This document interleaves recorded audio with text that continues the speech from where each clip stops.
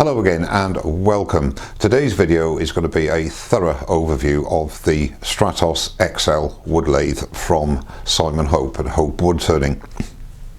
I'm not going to show an assembly section because of circumstances which I'm sure you're all aware that wasn't practical.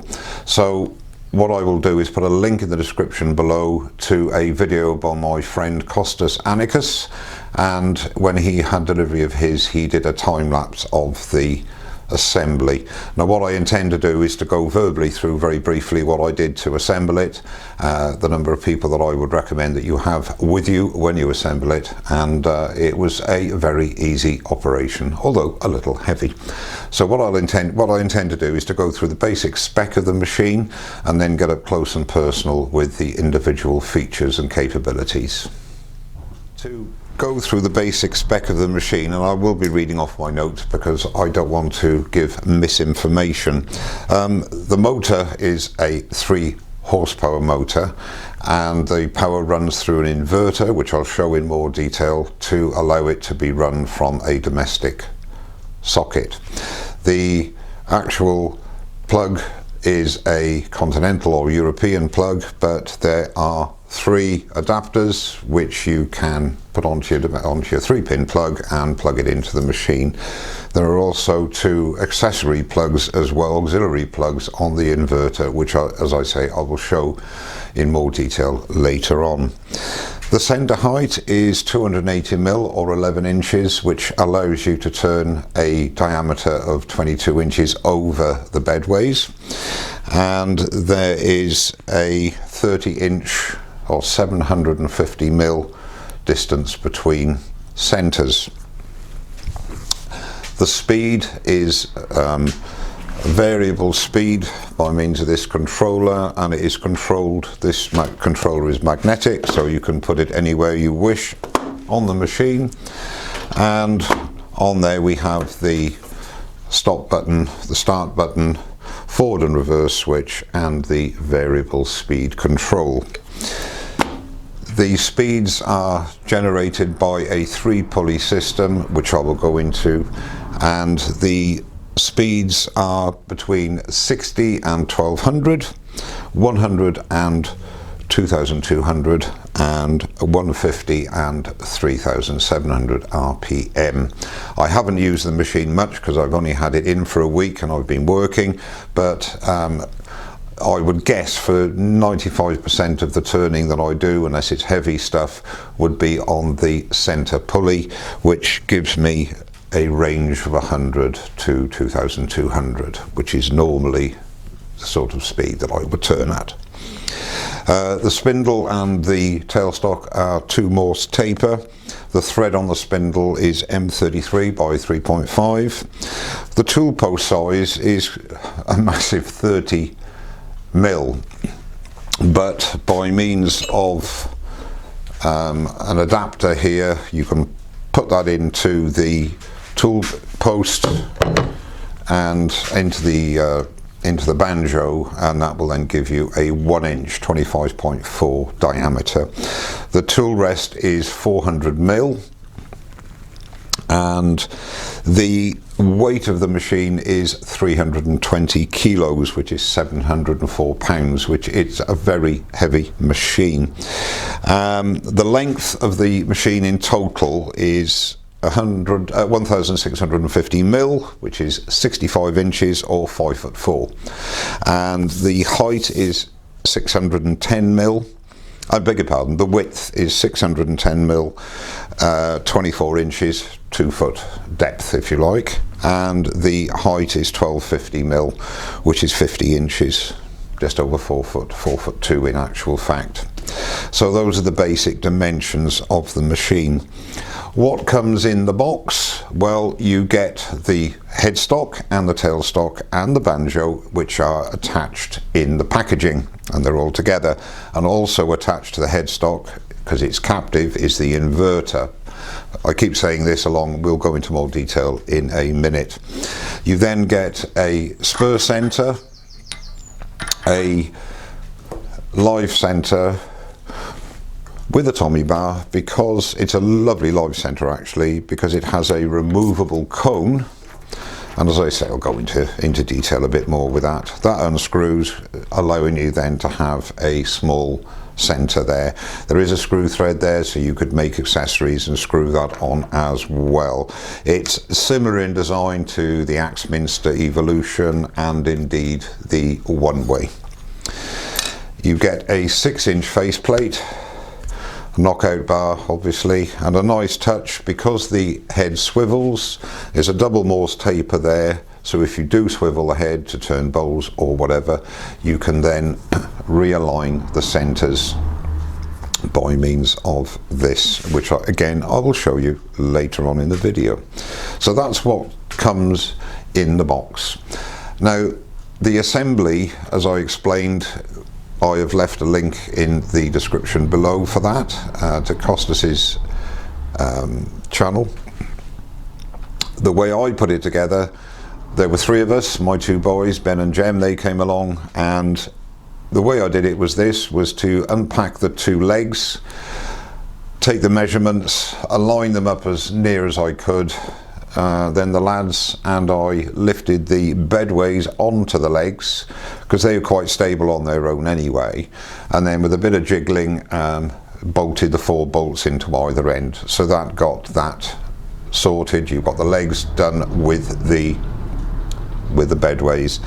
Now take it from me, the headstock is extremely heavy. It took 2 lads to lift it, with me giving a bit of a hand because I got a bit of a dicky back, and then the crucial part is actually getting it onto the bedways, because it's machined to such tight tolerances. It has to be exactly horizontal, exactly in the middle of the bedways, but we got that on with no problem. And then obviously slip on your banjo and tailstock.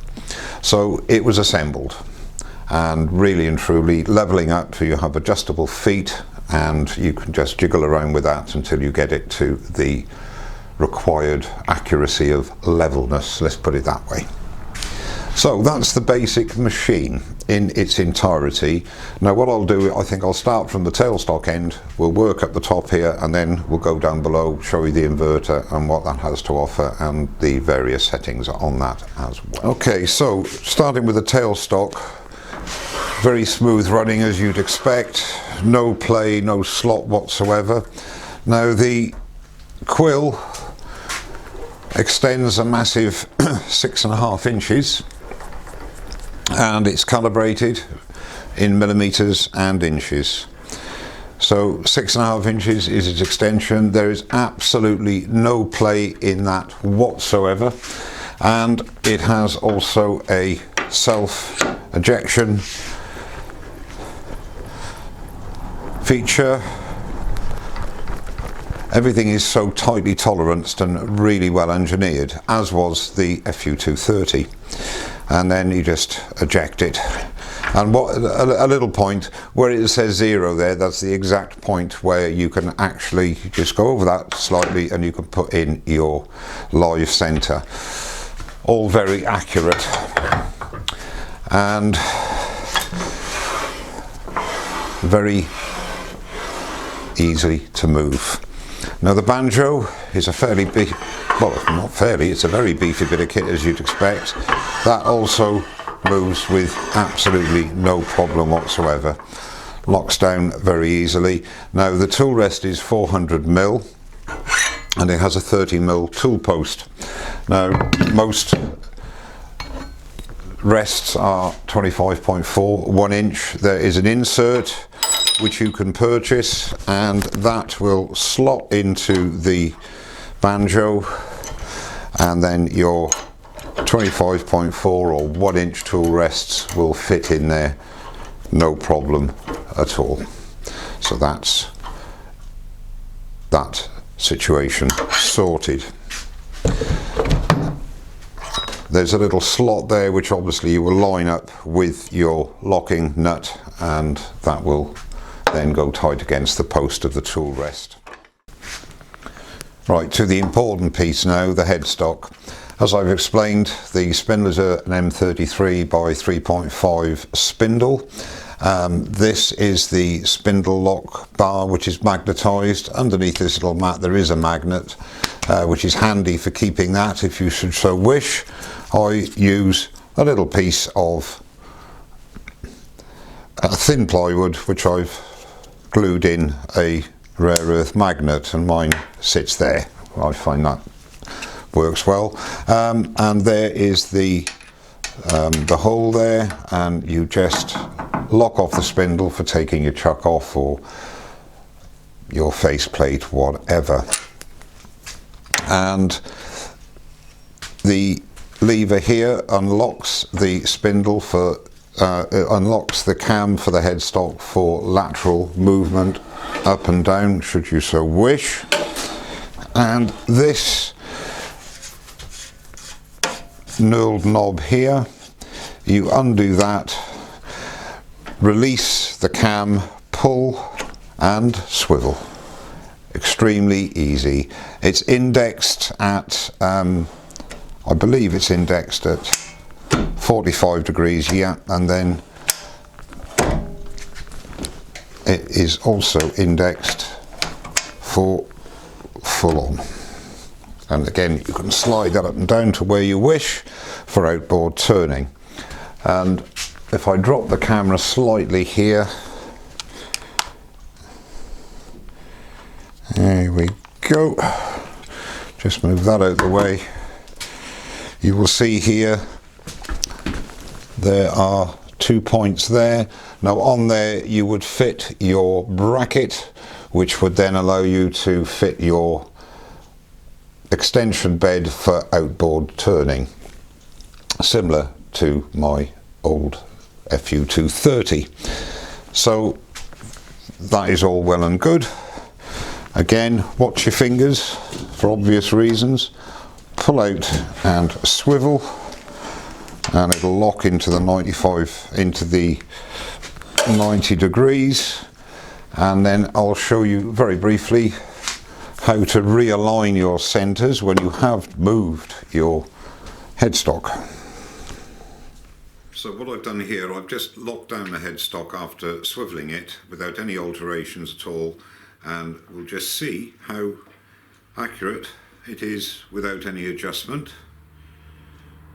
Well, it's virtually there, but it is a little bit out. So what we do is use the double-ended Morse taper, and this is the way I find works best. And just remove the spur center, remove the live center.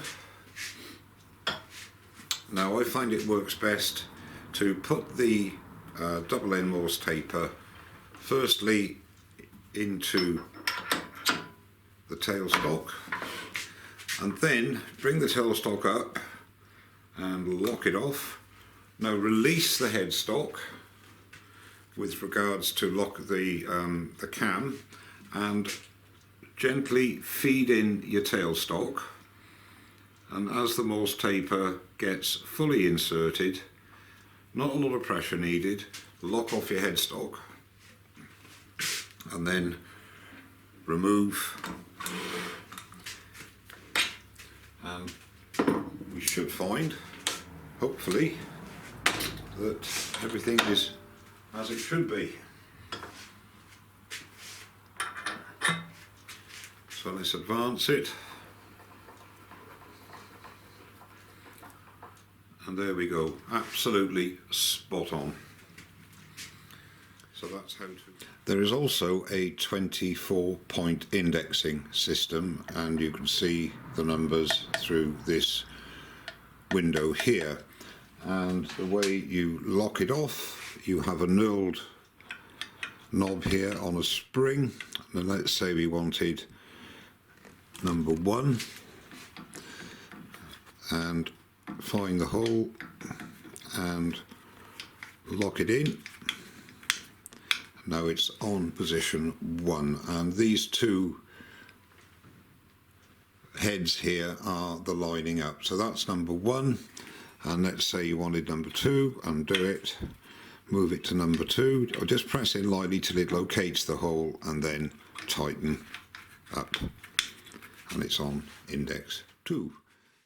So now I'm going to show you how easy it is to change the pulley ratios, and hopefully I won't knock the camera when I'm doing it. So first of all, just unlock this catch there, which then reveals the pulleys. Now we've got the fastest pulley here on the left, pulley number 1, number 2, number 3, and of course that one there is used for heavy objects and out of balance objects, and that gives you the best torque and obviously the lowest speed range between 80 and 1200. So to actually change the belt, all you do is unlock this lever here and then pull back, which releases the tension. And let's say we want to go on to this one, then again it's a bit difficult with the camera, but I'm sure we'll do it. Put it on there, make sure everything is central, give a little bit of tension, needs to go over a little bit. It's very difficult from where I'm standing. There you go. And then simply lock off. And there you have your high torque, low speed range. And then there is a contact here, and without that contact being made, you can't turn the machine on. Close the lid, lock it off, and turn the machine on, and we're away to go. And just to prove the point, I have the lid open here on the wheel, so I've changed it back to my preferred middle wheel. Now if I press, it won't work, but as soon as I close the lid and lock it off, we have power again. Now this is the inverter that I was talking about that converts the 3-phase to enable you to use an ordinary domestic supply. Now the switch here is an extra safety feature that switches the power to the machine, so even if you've got it plugged in and switched on at the wall, unless that's on, there's no power going to the machine. So everything is run through this inverter. All these bits here have all been preset by the factory, and my advice is don't change anything there. This switch here is the brake switch, the severity at which the brake mechanism comes into play. For normal use, it's on the downward position, which is standard, and that's okay for your everyday turning. If you've got heavy unbalanced work on, or mainly heavy stuff on there, then it's worth considering putting it into the slow position so that it doesn't slow down too quickly, which could make the machine cut out, as it has a safety feature. So if you're turning heavy stuff, have the brake on slow, and it takes quite a while to spin to 0, therefore putting little pressure on the machine itself. But as I say, for the majority of work, leave it in the standard position. You can also see here there are 2 auxiliary sockets. Now they're 2-pin, as I explained, but you have 2 of these adapters on top of the one for the mains power, and you simply slot that in, and then you can, it's difficult here, there we go, and you've converted it to a 3-pin plug, and you've got 2 of those, and you've got a maximum 1200 watt draw from here, which will cover most things without a problem. Things like heat guns and glue guns, lights, etc., whatever. So that's very, very handy as well.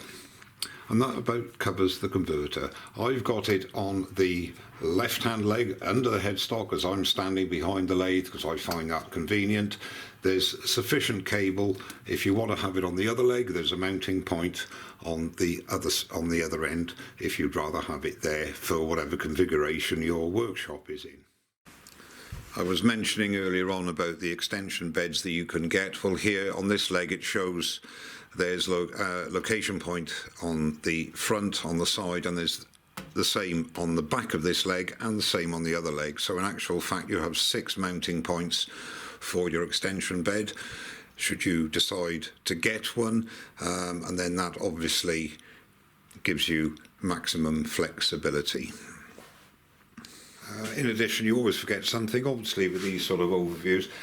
This is a magnetic plate which comes off, and there's also a mounting point here for your extension bed. Should you be doing something really out of balance or whatever, then you could mount the bed there, and you can bring the headstock, swivel it, and you'll be right in the middle there, which will give you the maximum stability as the weight is in the middle of the lathe, if you like. So that's just something else that I thought worth mentioning. That just about covers my overview of the Stratos XL. In summary, it is a superb machine. It's very heavy duty, it's solidly built, engineered to very, very tight tolerances, as indeed was the FU230 that I had previously. Absolutely brilliant machines, no argument there about it at all. Simon has said to various people, this is the only lathe you'll ever need, and I do tend to agree with him. I can't see myself changing this ever. I might extend it at a later date, I don't know. And remember, there are extension beds, there are short extension beds, long extension beds, so the capacity and the possibilities are really quite endless for this machine. And basically that's all I have to say about it. If you have any questions or queries, please don't hesitate to leave them in the comments below, or indeed contact Simon direct via his website, or indeed his contact details, which will be revealed in the link that I always leave in the description below. One further point, in these troubled times that all of us are experiencing at the moment, please stay safe. Above all, act responsibly, and hopefully we will come out at the end of this sooner rather than later. Well, thank you very much indeed for watching. Don't forget to subscribe, and I'll see you very soon. Cheers now.